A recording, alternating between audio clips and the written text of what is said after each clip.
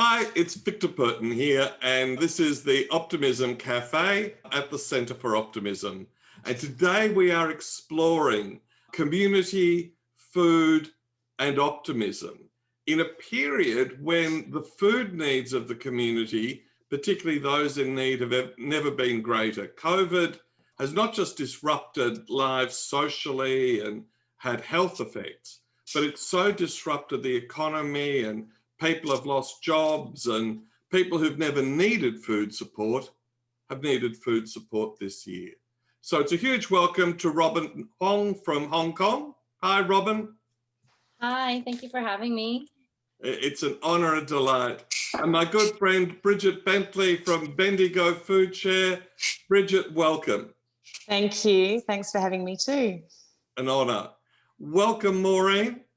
Yeah, good to be back on a program with you, Victor. You do some great things. Oh, we enjoy it. We enjoy it. And Robert, welcome. Victor, good to be with you. So as we always do in the Optimism Cafe, the first question we ask is, what makes you optimistic? Robert Masters, what makes you optimistic? I think, Victor, it's the work that people at Robin and Bridget do, and Maureen, to make the world a better place and to look after their fellow man. I think if people start to look more and more and how they can actually assist their fellow man, we will have a better world and a more optimistic world. And Maureen, what makes you optimistic?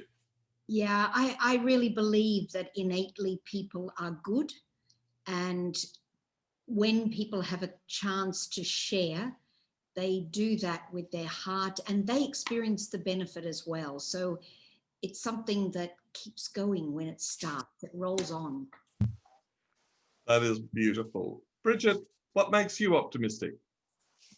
Victor, for me, it's a year of seeing how supportive and how helpful our community is. Bendigo community spirit is just overwhelmingly high. And just today, for example, I went to a primary school to pick up biscuits to give out to people who need them that were cooked and baked by teachers at this primary school. Another business contributed food for our food drive today that I picked up. And then we went and we're presented with a new logo design that a very generous volunteer has put together for us. So everywhere we look every single day, I'm optimistic by the support we received. That faith in people and people returning that faith in you, Bridget, it's so powerful. And Robin, what makes you optimistic? It's definitely been a difficult year, a year and a half for Hong Kong, you know, with the protests and then now with COVID. But I think that optimism is the shift in our community as well, and the generosity that we've received from new donors, actually. So not just our existing donors, but a lot of new donors and financial donors who have stepped up and shifted their CSR programs because they understand that there is now this great need for food, you know, with people losing their jobs and with COVID. And so I think that's what's driving us, and that's what makes us optimistic, is that outpouring of generosity that we've received this year. It you know, so I mean, the community has really stepped up, hasn't it, during COVID? It's been fantastic. So Robert, I'll let Maureen ask you this question, but I'll ask it first of Bridget, because I've seen a lot of what they've been doing this year. I think they have about 14,000 people needing food support from Bendigo. And it's not a huge town, you know, it's about 80,000 people in the broader catchment now. So Bridget, tell us what's happened and how you've innovated. Because I even understand now you're even growing your own food. Yeah, Victor, it has been a massive year, and the support of those 14,000 people that you mentioned, that was actually pre-COVID. So through this year, we have seen a 40% increase in demand for food relief across our catchment, which is called Central Victoria, so an hour in each direction, with Bendigo sitting in the centre. And we collect food in from a range of different places. We rescue from supermarkets, we receive donations from farmers and other food charities in the community, and distribute that through 96 organisations across Central Victoria. So within the larger city of Bendigo and smaller little towns in country Victoria. We've had to continue to innovate. So our first challenge was, how do we keep going as an essential service? We can't stop with the first threat of COVID. So we put a call out to our community, and we received 240 new volunteers come forward, people that hadn't volunteered with us before, put their hand up and said, yes, we'll help. So that was just amazing. Through challenges, how do you bring so many people into your organisation so quickly? But it also brought so much opportunity. The diversity of our volunteers, their skill sets. We had a clever IT volunteer who came in and turned our registration form, which was paper-based, into an online volunteer management system, which we received with council support as well. So we received a lot of support from our council. They gave us staff to utilise, which allowed us to grow programs and run programs that we could only ever imagined at the start of this year. So there's been an incredible amount of work that has happened, and we've been able to achieve through this time to support the community. That is fantastic. And can you just tell us a little bit about this new project to actually grow food? It's called Grow a Row, or Donation Garden, and we have, with the support of a local market garden, a family-run business that have about an acre of food that they grow and produce and sell as food boxes, and they have planted a giant long row of rainbow chard and spring onions at this point in time, and we have in turn provided them with some support with small community grants that we've received to extend their irrigation and volunteer support. And those volunteers will in turn learn food growing skills, which is amazing. And we're hoping to build that into a social enterprise that benefits the whole community through growing food for food relief, assisting their business and building food growing skills across Bendigo. That is superb. Maureen. Yeah, Robin, I was just looking at all the facts and figures, and I saw that, you know, according to what you've put up there, 80% of children don't eat healthy food. So this is a really huge number, and 1 in 3 elderly. We always think of Hong Kong as a very wealthy country. Yeah, absolutely. What's happening? Well, behind the shiny skyscrapers, we have a lot of poverty, actually. So around 20% of Hong Kong live in poverty, and are experiencing food insecurity. And even so now with COVID, we are seeing a lot more people coming into the centers that we support. So with Foodlink, we mostly donate hot food. So there actually, surprisingly, there's 600 or so food rescue charities in Hong Kong. And so Foodlink is probably one of the largest ones. And we started with hot food. So that's kind of our proprietary mission and vision, is to take hot food that would otherwise get disposed of into the landfills and repurpose that for people in need. So on one hand, we're kind of trying to be environmental about it, and on the other hand, we're trying to fill the gap of food insecurity.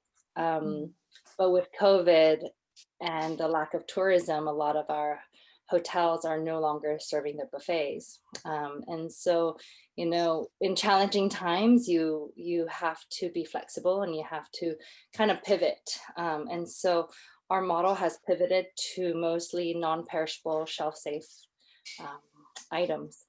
And so we have, instead of donating hot meals as we normally do, because the centers are adhering to social distancing protocols and guidelines, and so people aren't allowed to go to their centers to have their meals anymore.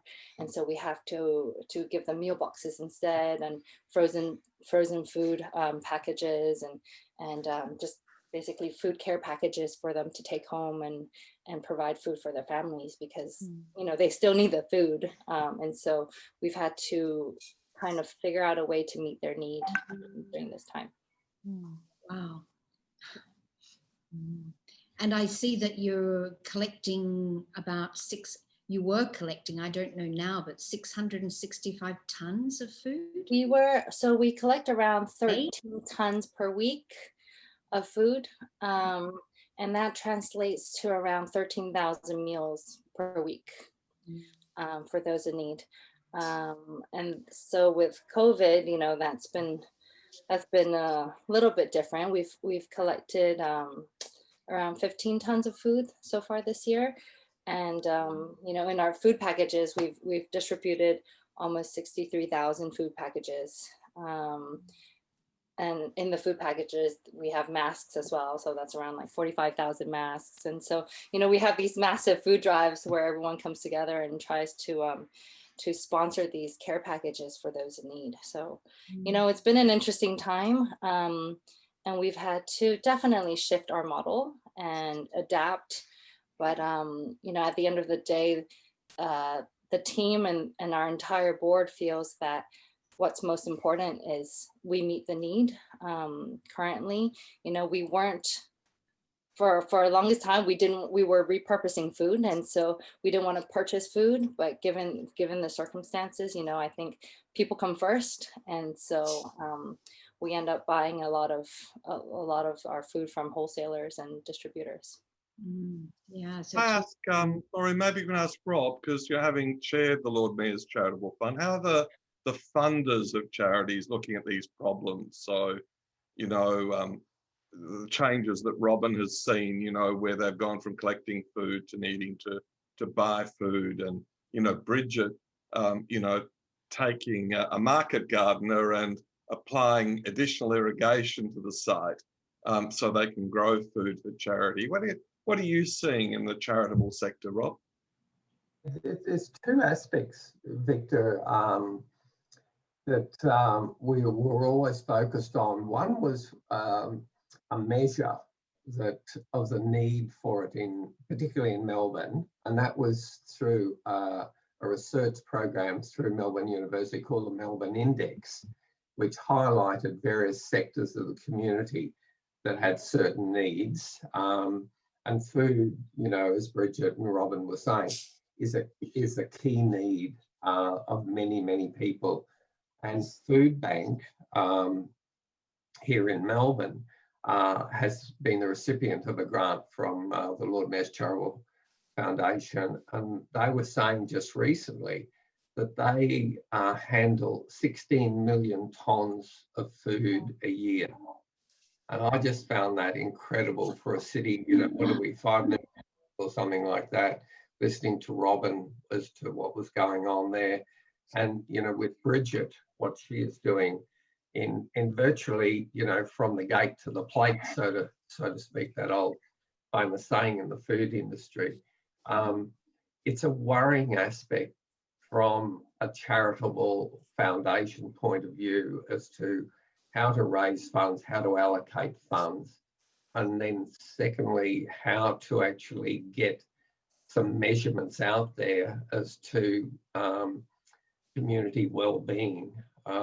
It seems to us that the well-being aspects of the community keep increasing as opposed to diminishing. And I'd be very interested to hear Bridget and Robin's views on that as to, you know, why is this cohort increasing so much as opposed to all the benefits that that both of them provide? Why isn't it decreasing? Oh, well, what do you reckon, Bridget? What's happening socially? I'd love your input into this, Maureen, because you really look at the whole person through both food, meditation, and spirituality. So, Bridget, what are you seeing? Why have we got more and more people in need in what appears to be an ever wealthier community? Well, I think for this year it's been COVID. Yeah. And an increasing number of people that have found themselves for the very first time in financial stress. and therefore struggling to work out what to do with food. We've certainly engaged our business community as well as our organisations that give food out through this time to try and understand better, and also how to engage with this new cohort of people needing help. We've spoken with real estate agents and financial institutions that have people struggling to work out how to pay their mortgage, or they're in rental stress. So we've worked with them to try and break some of those barriers and stigma around accessing help, because it's not an easy thing to say I need help and to have to front up to somebody and ask for it. And so we developed something called the Bendigo Community Food Pantry, which is an online platform where people can order food help in the same way that they might order a grocery purchase through the supermarket, and to be able to do that without having to answer any of these questions, and have access to that for about 4 times before then being referred on to more support if it's an ongoing issue. But it's certainly, a question that we have been exploring with different groups. The youth are a group in Bendigo that has been a vulnerable group for a long time, and COVID has really tipped a lot of them over the edge, living hand to mouth and trying to live away from home, and moving to a town like Bendigo for study or for work from some of the smaller country towns has really put a lot of stress on young people. So once again, we've gone out and done some research there to find out and understand their issues and challenges to try and support them more. I'm on the board of Yarra Valley Water, and our work at our call centre, we have 1 million customers. We were picking up new types of struggles. So we actually set up a specialised section of the call centre to deal with people who couldn't pay bills, who used to pay bills. And from that, developed a new entity called Thriving Communities, which has brought in the banks and the insurance companies, so that if someone loses their job or divorced, or separated, or there's domestic violence or the like, rather than all of us sending bill collectors, we can actually send someone to help them get their budget right and to access services like yours. But we certainly saw that need. But from our perspective, you were getting people, who couldn't pay their bills, and we were dealing with them as people who couldn't pay their bills. And yet it turned out we've created this wonderful social enterprise. And when we held our first round table, we were expecting 12 companies there. We had 120. Wow. Including the police and the big insurers and the banks and the Salvation Army, because everyone was struggling with this new complexity. So Robin, how are you, dealing with these new complexities of life? I mean, from Australia, we see, obviously I don't want you to comment on the political side of things, but, the new complexities of life in Hong Kong must be also, pressing on you. It's been tough, especially for the low-income families. Our school has been shut down. A lot of our parks and the beaches are all closed. Basically, everything is closed. Restaurants are closed after 6 p.m. You can only dine and go out in groups of 2. And so with the low-income families, it's been really difficult because they don't have the school support. And so their children are at home doing home learning, but the parents have to continue to work for an income, and so the children are basically left on their own devices, or one parent will have to actually take a sabbatical or leave their job just to be able to support their children's home learning. And on top of that, they don't have Wi-Fi, they don't have iPads, and so we're trying to do a community drive for iPads to support these low-income families, so the children can continue their studies online. And with a lot of our community centers closed, they don't have a place to go to for the after-school support either. So, it's been really difficult especially for the low-income groups here in Hong Kong. So Maureen, I've known you for many years now, and you deal with well-being in so many different countries. What are you seeing? What's, you know, you were the passionate person who said, Victor, you have to do something on food, sustainability, community, and optimism. What are you seeing happening? Yeah, I think one of the ideas of having this conversation was really just to bring it into people's mind. You know, Christmas is coming, and you know, people generally have a bit of a feast, and of course, people deserve it this year. They've had it tough, but you know, it's a time to think of what others are going through. And you know, you spoke about the landmines in Cambodia. So I started a charity, but you know, having left Cambodia, I didn't know what I could do to keep supporting them. But now, because of COVID, there's no tourists there. And so they're in a very, very difficult situation because they depend so much on tourism. So I've got together a team to, you know, to look at how to start up the little business that, well, increase the little business that they were doing. But it's just great to, you know, see that people are innovating, you know, like what Bridget was saying, you know, doing things online so people don't have that kind of, you know, what they sometimes feel is a humiliation of having to ask. And of course, not even being able to go out often. So there's been so much lockdown. And Victor, you also have done something with water, something very creative. What was that about? Oh, thank you. Yes, no, we, oh, hang on, cancel your spotlight. Yeah, at Yarra Valley Water, we've done something very interesting. We have a big recycling plant in the northern suburbs of Melbourne. And as an experiment and a risk-taking, we built a waste-to-energy plant, which is now doubling the profitability that we expected because food waste that is unsuitable for consumption is fueling it. And we have a surplus of energy. We're now looking at doing green hydrogen, and the green hydrogen will feed a line of oxygen to reduce the energy input into the recycling plant by 80%, because the active ingredient is oxygen rather than air. But the really great spin-off now from the perspective of today is we're actually going to be using the water from the recycling plant, energy, and building, as Bridget has done, a community food growing facility in conjunction with the TAFE, which Robin is the sort of trades education here. And so we'll be teaching a whole community how to grow food and for them to grow food and to share food. So it originally came out of a, can we get to carbon zero by 2025? And we can. But the innovative spin-off is that we will actually do food growing as well for a whole new community. So it's, I love it. It's one of those really delightful changes.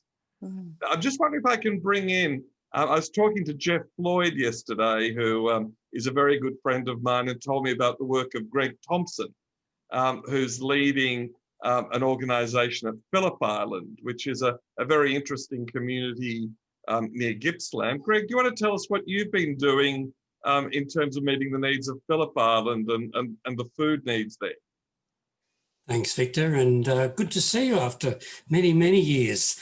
You're looking more handsome than ever. That's just my screen, my backdrop. We're doing much the same as what Bridget and Robin have outlined, nowhere near the scale of what Robin is delivering, something close to what Bridget's been doing. Geographically, we're probably on the last outskirts of dense population around Melbourne. Beyond Phillip Island, the population becomes more and more sparse.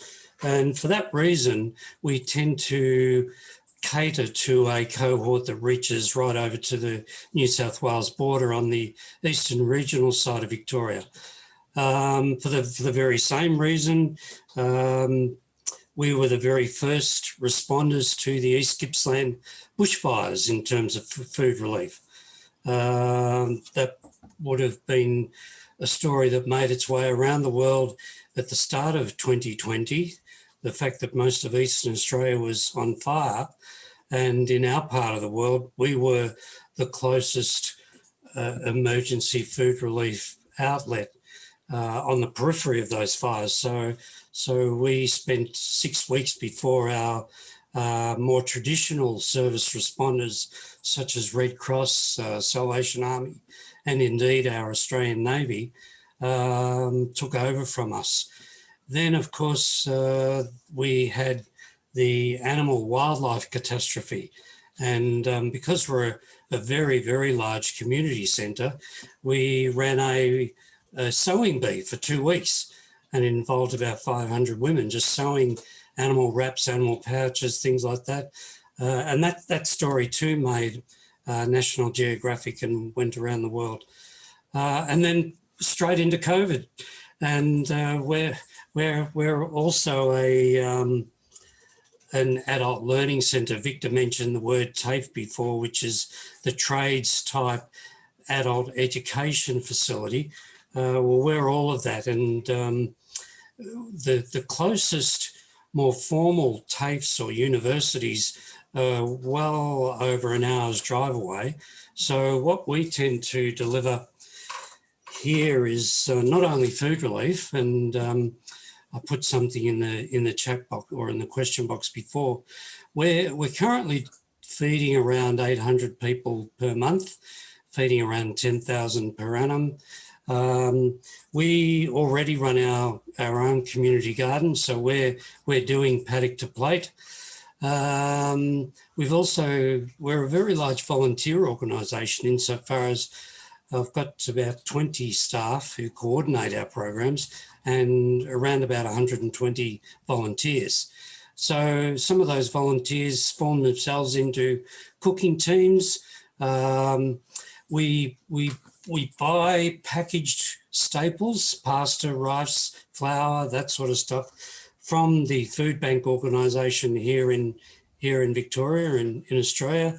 We also collect and salvage from our local supermarkets. Some of the larger metropolitan perishable good recovery programs like Second Bite or Oz Harvest, they don't operate in regional areas. So we find that we've become our own de facto Second Bite or our own de facto Oz Harvest, and we go and collect from our local supermarkets here on Phillip Island. And a lot of the fresh produce coming out of our garden, a lot of the perishable goods coming out of our local supermarkets, and a lot of the packaged goods that we buy from Food Bank, as well as our own frozen cooked meals, they then go into hampers, which we hand out for free each day, as everyone will be doing as well. The main query I had to ask Bridget, Robin, and anyone else who wants to provide some enlightenment is we actually use our food relief program as a means of connecting and engaging with people who obviously they're in a bad way in their own life. But as Bridget mentioned before, by the time you have to come to a food relief program, put your hand up and say, I need help, there's probably many other things going on in your life. And given that we are really the only social welfare outlet on Phillip Island that's open every day, we use the food relief program as actually a means of engaging. And I was just wondering if others are finding the same phenomenon.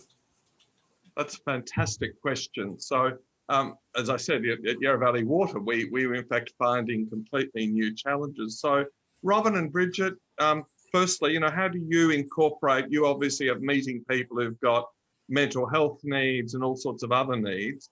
How do you incorporate that into your work? And then I'd like to draw Paul Chapman in as well, who leads the Bendigo Innovation and Invention Festival, but also is a former publican himself, so understands that food community equation. So what do you reckon, Robin? What are you seeing in terms of Greg's question, mental health, divorce, family violence, kids on the street?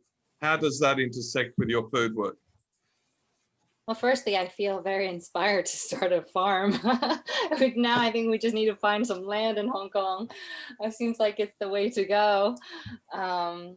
but yes, I think mental health and mental health awareness is crucial.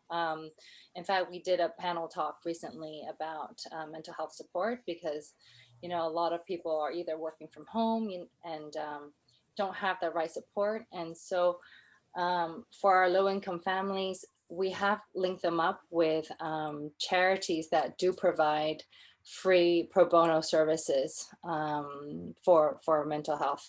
And I think that's really crucial to actually address, especially in the Chinese culture, because it's quite a taboo topic.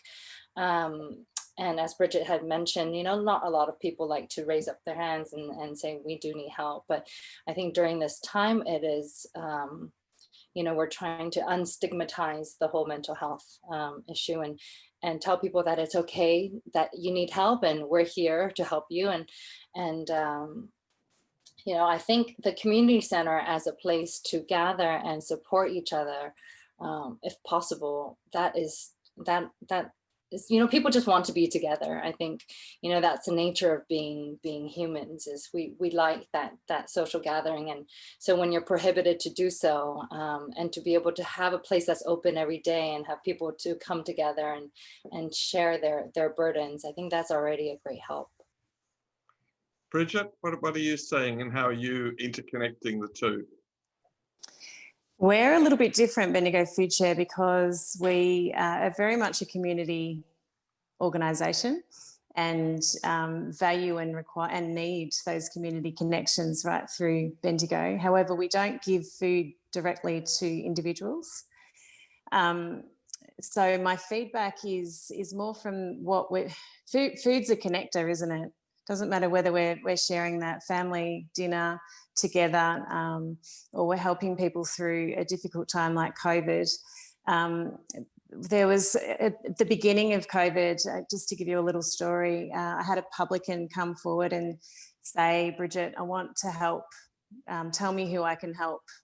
And I knew of a woman, she's a friend of mine, who works at a women's refuge, and they were in dire straits because all of the support networks that were assisting these very vulnerable women and their children to access food and other services had disappeared. They weren't allowed to offer that support anymore. So we started, or through this publican, started making meals for them. We also supplemented that with other produce, apples that we just picked from the Harcourt apple orchards, bread and other staples. And then the staff of this women's refuge were able to then go and take that food to these women. And I was chatting to the friend just a couple of weeks ago, and she said that was just so critical through that time. These women were incredibly isolated, and had we not had that conversation starter, the simple offering but very important offering of food, we wouldn't have had any idea of how these women were going. And she went on to share just a dire story about one in particular. So it's essential. It's essential. Yeah. I wonder if I could ask Maureen to come in, and then Paul. So Maureen, you know, you're associated with the Brahma Kumaris, which I think is the largest women-led religious movement in the world. And one of the things that strikes me is the extent to which you feed people. And I visited your centre at Mount Abu. I think, is it 40,000 people every weekend? I saw rice cookers that were as big as a cement truck. Yeah.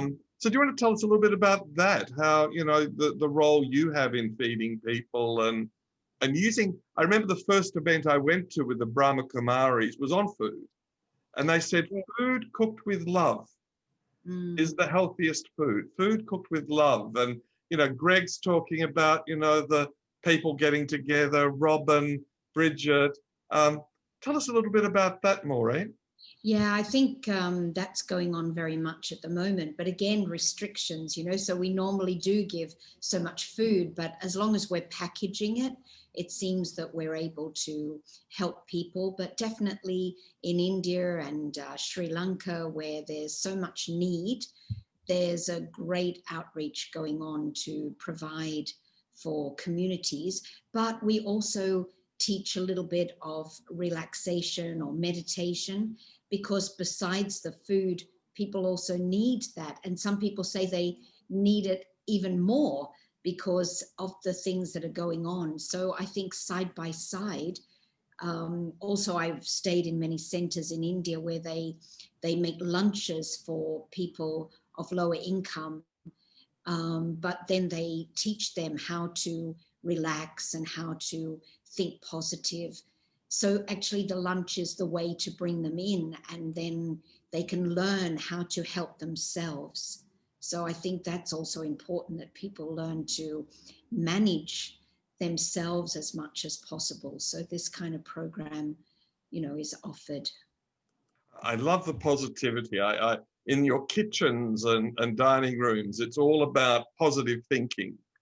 And I love a religious movement that is all about positivity. And your leader died at the age of 103 this year, Daddy Janki. But every time I met her, she'd just fill you full of positivity and optimism. And I'd like to draw Paul in here because Paul did something remarkable this year during COVID. So his Invention and Innovation Festival in Bendigo, do we keep going? Do we not keep going?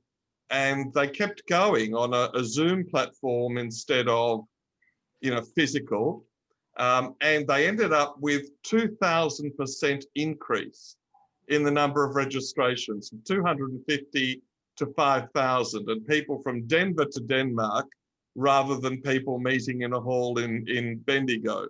So Paul, I'd like you to draw in both sides, because you've been a pub owner, you are a convivial man, but you're also at the core of innovation and invention. So what are your thoughts and experiences in this space? Well, thank you, Victor. It's great to be here. And I don't feel qualified to speak as Bridget and Robin and Maureen do, but there's some experiences there. I've got to admit there's a couple of things going on. I've got a squawking bunch of magpies at my back door looking for a feed, so you'll hear them in the background. They decide they know how to get food.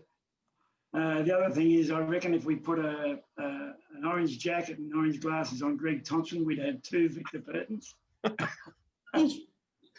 But with the discussions happening, 2 things come to mind. I can't help but think of the proverb, give a man a fish and you'll feed him for a day, but teach him how to fish and you'll feed him for a lifetime. And I think that's very relevant in what Robin and Bridget and Maureen are doing. And with that, I think that experience of being a hotelier and a public in a very small community, the last hotel I was in, was the sense and the value of the art of conversation, where people can just relax and talk to one another and let some things out where they let it be known that things weren't travelling too well. And instinctively, a small community knows what's going on and they will respond. So that art of conversation, I think, is paramount. And yet, when people are in difficult financial stress, I know that the biggest stress is how to feed the kids, and any assistance there is unmistakable. There's one thing I would like to ask Victor, and I think you and Rob in particular would appreciate this. Next year at our festival, we're having a great deal of effort put around all things food. And I think what a marvellous opportunity to get Robin and Maureen and Bridget in particular to be involved in that event. We're talking about, we're talking about everything food, right from regenerative agriculture to artisans to whatever, and Indigenous food. But this would be a really important contribution, I think. What do you reckon, Rob? I think that would be marvellous to have Maureen, Robin and/or Bridget part of that. Look, I agree totally with you, Paul. I mean, food security in this specific area is an increasing and a dire need in communities. And Bridget would speak from Central Victoria's perspective on that, and Robin, from Hong Kong. But we're seeing that food banks overall are facing this monumental task this year, and we know it's going to go on next year as well. So, you know, how do these organisations actually deliver the outcomes that are needed by the community, and what support and partnerships do they need? You know, I think this whole area needs a lot more explanation and exploration from all points, you know, with Bridget going from the farm gate with fresh food, and I assume Robin is talking about processed food and cooked food delivery. So, you know, it's all those elements of the food supply chain that become a critical part of making the community overall a better and I think a healthier community, but also, you know, we've got to look after each other. And we've found that this year more so than ever. And, you know, you look at it in a broader scale, I put it down to respecting people, and how do we actually respect the needs of these people? And if we take that question a little bit further, you know, it's the work of Maureen and Robin and Bridget are doing is meeting that respect to the needs of these types of people. But we cannot just rely on them alone. So how do we get that broader cohort to become involved in this whole sector? So I you know, that's a long way of saying I definitely agree that it should be on the agenda, and it should have a higher focus as far as the broader community is concerned, from the business sector to political and bureaucratic sectors. Yes. That's brilliant. And I think we, Centre for Optimism, and we're certainly happy. I think, Maureen, you have generated, I mean, I can just see so many strands of conversation coming out of this. And I've already said to Bridget, you know, we'll do an optimism workshop for her volunteers and wider community.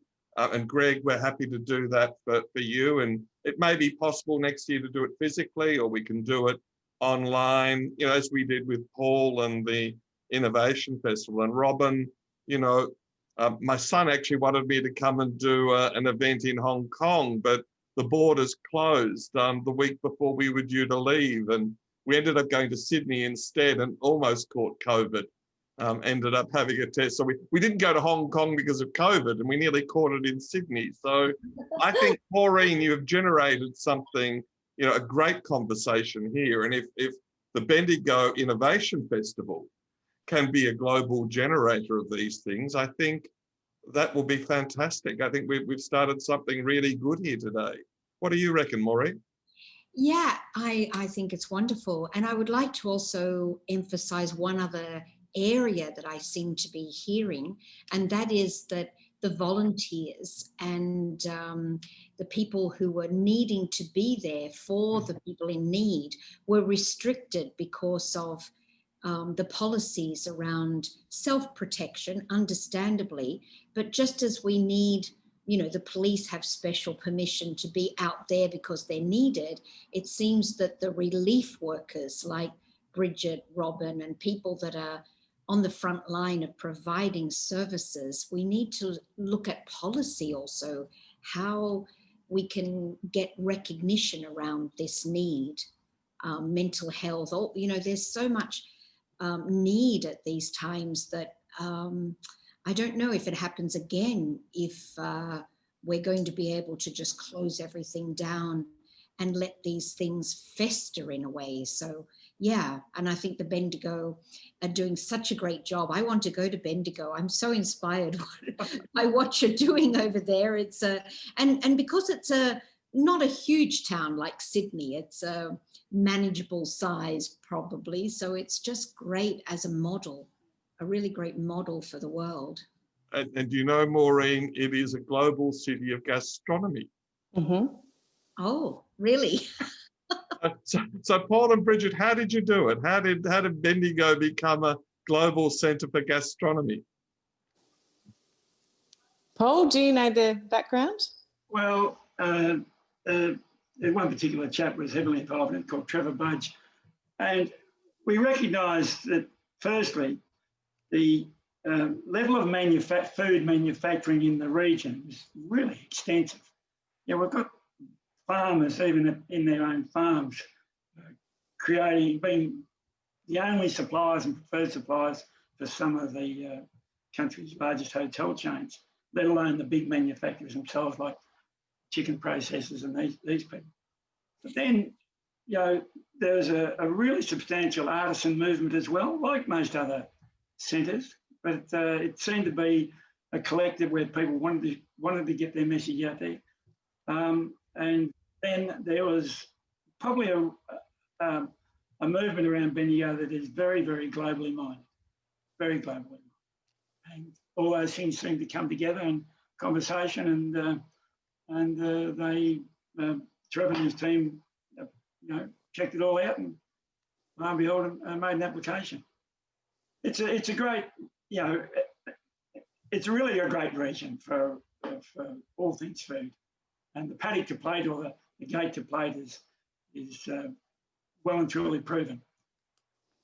I can extend on that from sorry. Go on, Bridget, please. I was just going to say, extending on that from a Bendigo FoodShare perspective and how we've benefited, we have had great support from our farming community. So earlier this year, we had 10 tonnes of chickpeas and 5 tonnes of lentils and 20 tonnes of apples donated for food relief from local farmers, which is amazing. And then more recently, we've had a project called Cafes for COVID, where we've been making or supporting local hospitality businesses doing it tough to make meals for food relief. And in this little town of Bendigo, we've engaged over 25 businesses through this year. Ethiopian, Pakistani, Aussie pub, Italian, Thai, Karen, I've probably missed Aboriginal, Indigenous, bush tucker food. We've had this amazing array of cuisine to share with people through Bendigo FoodShare. It's been amazing. Well, I think we've got a wonderful marriage already, because this year, Paul, the festival showed itself to be a global leader. I think this is one of the missions. Can I just mention there, Victor, it is so important that we engage around the world, and I'd love to have Robin and Maureen, you know, join us next year online. Whatever, it's going to be a mix next year. It's going to be hybrid and face to face.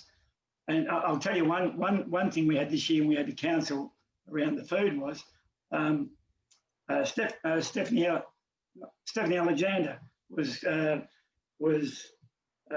going to come up and talk and create the menu for a group of 100 people and speak at that function, all for free. Isn't that, so we're going to catch up with her again next year. And she alone has, I think, 5 schools in the Bendigo region where she's got the gardens, the Stephanie Alexander gardens installed in the primary schools. Robin, do you have that in Hong Kong? Stephanie Alexander is a very famous Australian chef and produces some of the most beautiful food. And her passion is to teach children to grow food. So have you got anything like that in Hong Kong? I wish we did. I mean, we're so limited in land that we don't have that many farms. No, they do it in the schoolyard. They have a sort of like boxes of, you know, sort of the box type vegetable growing and beehives and all of those things that children can manage in a relatively small space. That's amazing. I think we should bring that to Hong Kong. I think, you know, all the kids here are they just go to the supermarket and they think the meats just appear there and the vegetables just appear there. So knowing the food source is super important part of the education as well. And I feel so inspired by by everyone and everyone sharing. One thing I did want to circle back to was something that, you know, Robert had mentioned earlier about fundraising and the importance and the difficulties of that given the situation. And the importance of cross-sector collaboration at this time.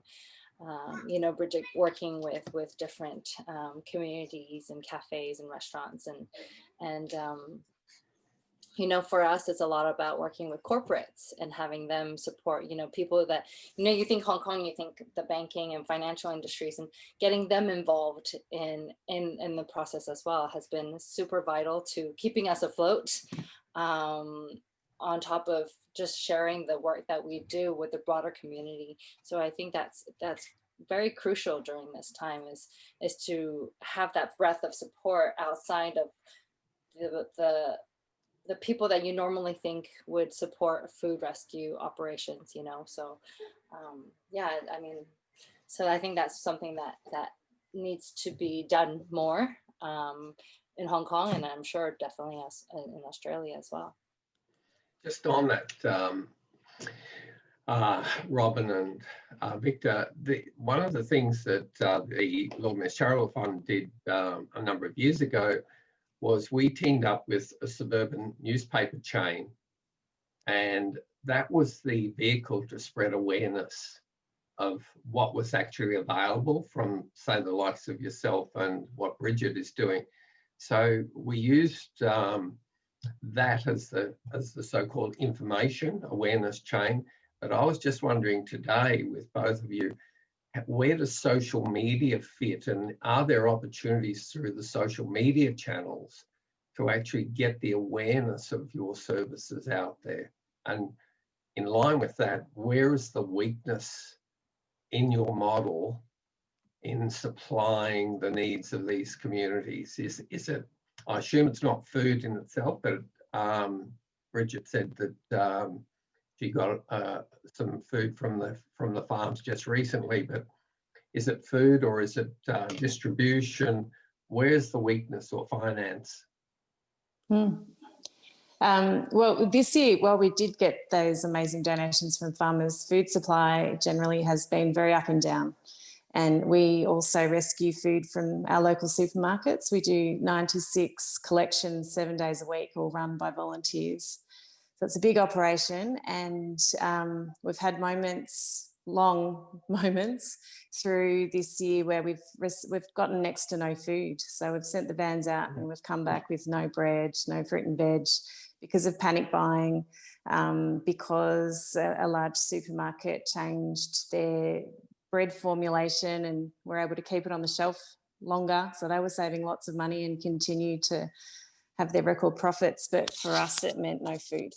So food supply has been challenging. On the flip side, we've had a lot of occasions through this year where we've had more food than we can manage through our warehouse. We're very space constrained, and we've had to utilise donated warehousing space, which is amazing and a great reflection of the support we get through our community, but logistically that's difficult to manage and to access the food, and even to take the food on in the first place. So our hope for 2021 is a new warehouse, and we have already started that process. For the first time, we've got an opportunity through the Victorian government for funding, which is really exciting, and we have submitted an application for a capital grant, and we're now appealing to our community to help us raise the funds that we need to get a bigger space. I think we actually face a very similar issue as Bridget. You know, we had a very we had a lot of difficulties with our supply, finding food and locating food without having to buy. But in the end, you know, we shift to cater to the needs of the community. So we end up buying, and also distribution has been quite challenging given the circumstances. Yesterday we had a board meeting and we talked about vending machines. You know, do we set up vending machines and have frozen meals available for people and just have them throughout the city? You know, and how do we deal with that distribution, or do we have a food truck and just hand food out? So it's definitely challenging, but it's also a good time to innovate and find new solutions to issues that we didn't have to consider before. Well, we're getting close to the hour, so I think this has been wonderful. You know, we're developing new partnerships and new ideas, and I think, Maureen, you have inspired an ongoing series. So what I thought I'd do, Greg, is if we go round the circle, and I have two questions. You know, one is a concluding message, you know, what it is that we've learnt and want to communicate. And the second question, again, is a question I learned from Maureen's Brahma Kumaris. And it's a question I love to ask at the end of one of these roundtables is there a need you have that someone else around the table can help meet? So I'm going to start with the two men first, or three men. I'll go to Robert, and then Bridget, Robin, and Maureen. So Greg, a concluding message, and also what you need that someone else could help with. Thanks, Victor. I just wanted to follow up on something Bridget said and to answer one aspect of the question Robert asked in terms of what's missing and what's needed. The model that we're trying to bring together locally here on Phillip Island is the notion of a food collective. And what we mean by that is all of our surrounding churches, charities, caregiving organisations go to a central place, and all our surrounding farmers, our bakers, our beekeepers, anyone who produces food brings their excess supply to that central place. And then you may have even teams of cooks that prepare food in that central place. So it's borrowing from the commercial world, just a typical supply chain logistics model, but creating a central place where anyone producing food can bring it, anyone needing to distribute food can go to that central place to access it, and it smooths out the ups and downs that happen throughout the year. So that's the model that we're certainly working towards here on Phillip Island. One thing I did want to reiterate, a message that Maureen started off the start of this conversation, was just the intrinsic goodness of the human race. I mean, we see a lot of the worst in people, but we see a lot of the best in people. And just today I rushed to this Zoom conference because I'd been out and about just collecting so many donations from 2 hours drive away. And it does warm your heart, and it makes running a volunteering organisation really easy when you see the whole community coming together to contribute to a cause like this. So I'll stop there. Greg, I just love it. You know, Greg actually retired to Phillip Island and then has found this extraordinary purpose in giving to the community. And Greg, it is just wonderful to see the joy in your face as you describe this. Yeah, you wouldn't do it if you didn't love it. You love it. It's purpose. There's this wonderful study out of Italy that talks about people who are over 100, who are still active in life and leadership. And the two qualities are optimism and purpose. And everyone here has got that in spades. Paul, a final message and something that you need that someone else can help with? Yeah, okay, Victor. We need to know what the challenge is. All innovators need to know what's in front of them to dedicate themselves to having a crack at fixing the problem. And normally, if that's a small challenge, that's great. Doesn't have to be the biggest picture of all. We just need to know the challenge. I'll leave you with something as well, and this was a good conversation starter for talking food. If ever you are at the dinner table with anybody around any environment, just ask them, what has been your most memorable meal? And you'll be staggered by the response. And just let them know that it doesn't have to be the favourite meal, and it most certainly doesn't have to be in a restaurant. And 7 times out of 10, the answer will be mum's cooking. Yeah, that's right. So it's a great conversation starter for you.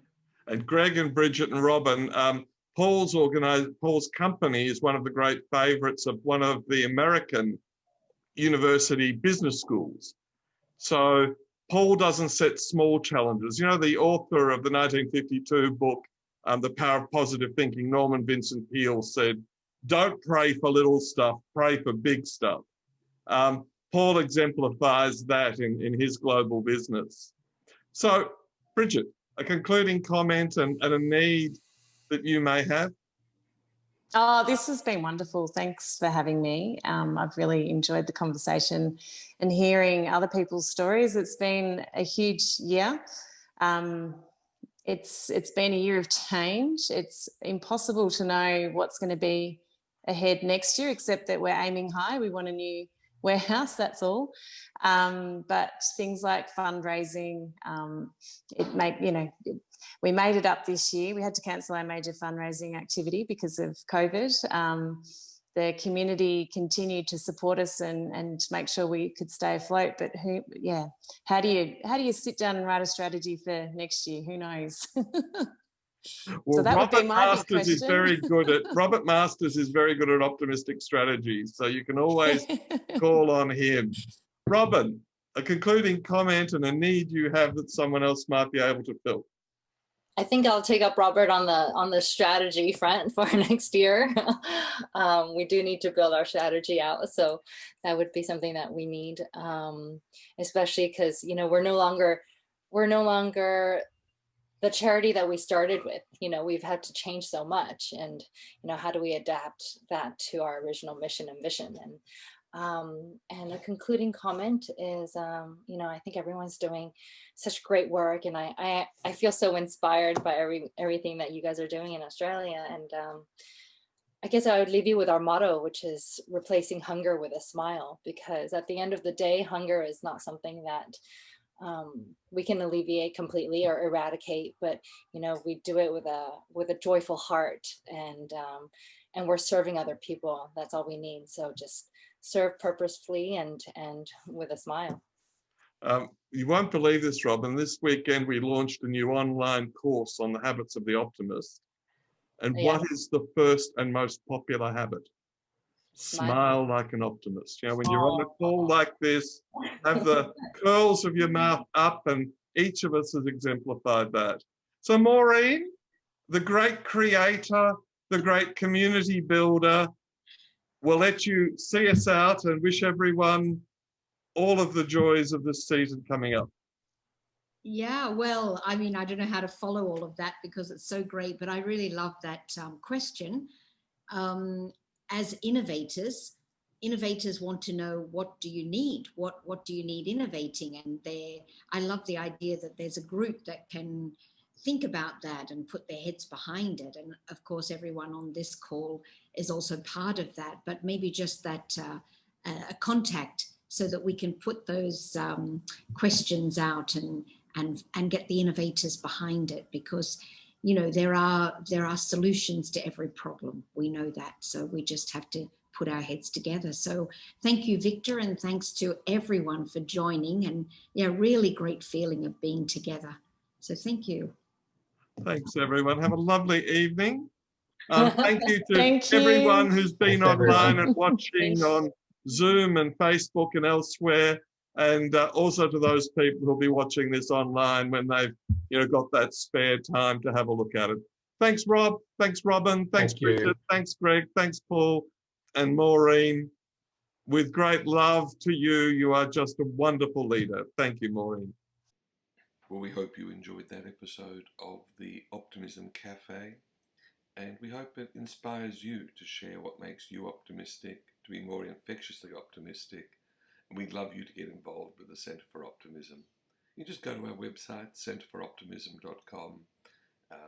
There's a myriad of materials to support your optimism, and you can sign up for membership or a free alert subscription and stay in touch. Have a great day, be optimistic, and spread that optimism.